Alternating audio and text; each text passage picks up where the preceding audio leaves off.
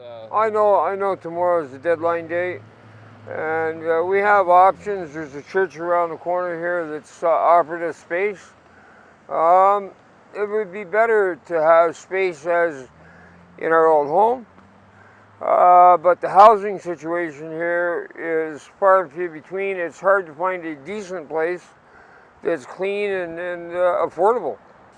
Then when you do apply for housing, like I'm on disability, and it's hard being accepted because they want people with a steady income.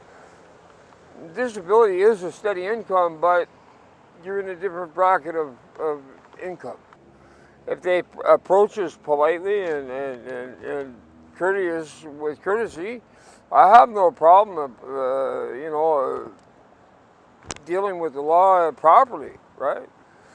I just don't want to be told and pushed and shoved.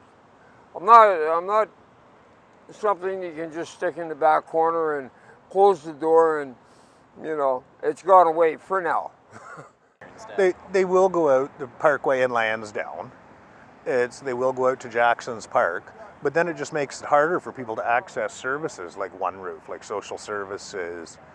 It's like they fall right off the map and stuff. And like these roving bands of social workers, like they're useless. It's like, oh, well, there's no housing available, but we'll put you on the by name list. Okay, listen, anybody that was at the Brock Mission or the warming room was already on the by name list. Like, that's all they're offering. They're here from friggin' 12:30 to 2:30 every day.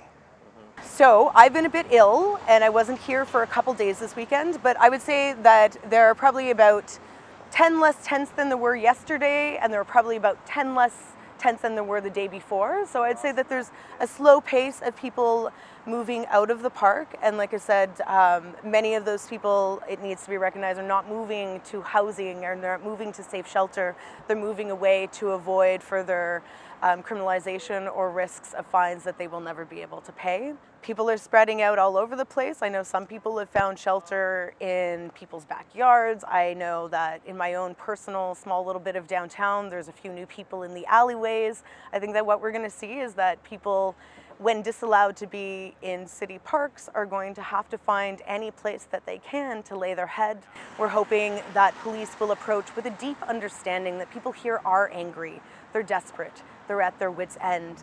And so they might use foul language, they might be upset, but we really need a police body, if it is going to intervene and evict, to approach with some humility and to make sure that they are recognizing the dignity of all the people who are here.